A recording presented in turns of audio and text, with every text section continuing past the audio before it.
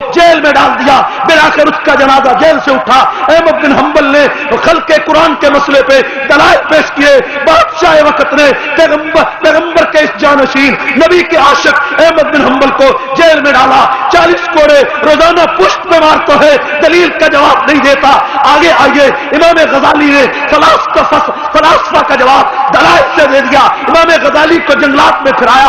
इब्ने तैमिया को देखें, उसने तातारियों का मुकाबला किया, दलाइल की जंग लड़ी, लेकिन इब्ने तैमिया को जेल में डाला। और जेल में डाला तो जनाजा भी इब्ने तैमिया का जेल से उठा। 3 लाख उलमा ने उसकी नमाज जनाजा अदा की, लेकिन किसी तातार के आदमी ने इब्ने तैमिया के दलाइल का जवाब नहीं दिया। आगे आइए, दलाइल के अंबार मुजद्दद अल-फसानी ने लगाए, मुजद्दद को जेल में डाल दिया गया। शाह वली अल्लाह ने दलाइल के अंबार लगाए, शाह वली अल्लाह के अंगूठे काट दिए गए। दलाइल के अंबार कासिम नानोतवी ने लगाए, उसको गद्दार करार दिया गया। रशीद अहमद गंगोई को जेल में डाला गया। शेखुल महमूद अल-हसन को माल्टा की जेल में डाल दिया गया। दलाइल के अंबार अब्दुल शकूर लखनवी पे लगाए, उसे शहर से निकाल दिया गया। दलाइल के अंबार अताउल्लाह शाह बुखारी ने लगाए, उसे 9 साल जेल की सजा दे दी गई। दलाइल के अंबार हबीबुर रहमान लुधियानवी ने लगाए तो उसको देखो 19 साल जेल काटना पड़ी। दलाइल के अंबार अबैदुल्लाह सिंधी ने लगाए, उसे जेल में डाल दिया गया। दलाइल के अंबार बड़े बड़े उलमाओं ने, मुजाहिदों ने लगाए, मौलाना ताज महमूद इमराती ने लगाए, उसे जेल में डाल दिया गया। दलाइल के अंबार अब्दुल शकूर लखनवी लगाए, जेल में जाए। 14 सदियां बीत गई, कोई काफर, कोई बादशाह, कोई सरदार दलील का जवाब दलील से नहीं देता। बिलाखिर यह दौर आया कि खुमैनी ने अबू बकर को काफर कहा, उमर को काफर कहा। इसका जवाब देने के लिए पैगंबरों का वारस, सहाबा का वारस, औलिया का वारस जंगी मैदान में आया। वो दलाइल देता रहा, उसने हर चौक में दलाइल दिए। उसने कहा, मैं दलील से कहता हूं, शिया तुम काफर हो, अदालत में आओ, सुप्रीम कोर्ट में आओ। शिया उल्टा लटक गया। चाहिए था कि खुमैनी जवाब देता, चाहिए था कुलैनी के वारस जवाब देते, लेकिन उन्होंने अपने कुफर की तरह, अपने अबाउदात की तरह जंगवी के दलाइल से हार कर उसे गोली मारकर शहीद कर दिया गया। जब जंगवी शहीद हुआ तो दुनिया को पता चला कि यह जंगवी हक का वारस था और शिया बातिल का वारस था।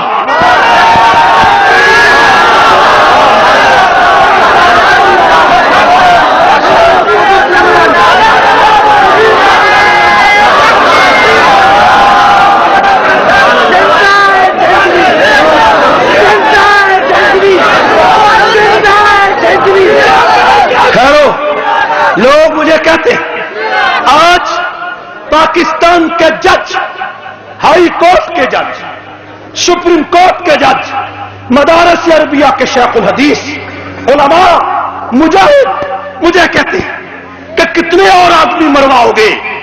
मुझ पर तनकीद करते हैं, लेकिन मैं उनसे कहता हूं कि 1400 साल की तारीख लाओ, एक तहरीक बताओ जिसमें खून न बहाओ। मैं किताबें खोलता हूं, अगर खून के बगैर तारीखें कामयाब हो सकती तो 15 लाख इंसान अफगानिस्तान के पहाड़ों पर ज़िबा न किए जाते। यह तो वतन छुड़ाने की बात थी। 70,000 इंसान कश्मीर में जंग में शहीद हो गए हिंदुओं के मुकाबले में। 53 की तारीख खत्म नबूवत चली, 10,000 आदमियों ने लाहौर में जामे शहादत नोश नहीं किया।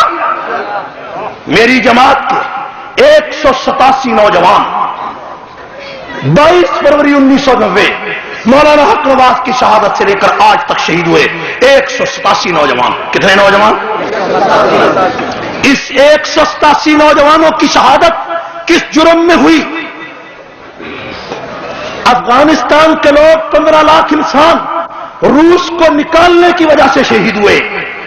कश्मीर के मुजाहिद इंडिया को निकालने के लिए शहीद हुए, लेकिन मेरी जमात के 187 आदमी इससे 10 कदम आगे बढ़कर इसलिए शहीद हुए कि सिद्दीक वारिस पैगंबर है। इसलिए शहीद हुए कि आयशा मेरी मां है। तलाक के लिए नहीं मरे, एजेंसियों के लिए नहीं मरे, परमटों के लिए नहीं मरे, वोटों के लिए नहीं मरे। 187 आदमी शहीद हुए और तारीखें सदियों तक चलती हैं। तारीखों के लिए जरूरी नहीं कि वो चंद सालों के बाद कामयाब हो जाएं।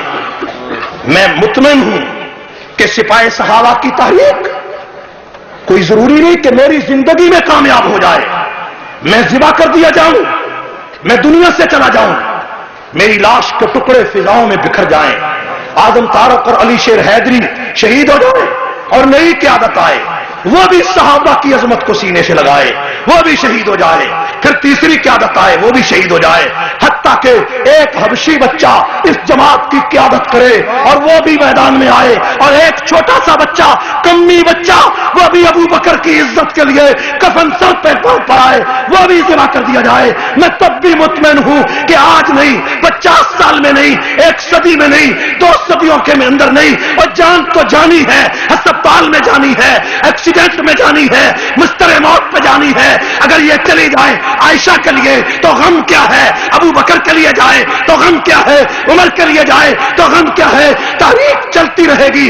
شیعو 187 نہیں، 1,87,000 بچے ذبح کرا کے بھی میں تیرے کفر کے اعلان سے باز نہیں آ سکتا۔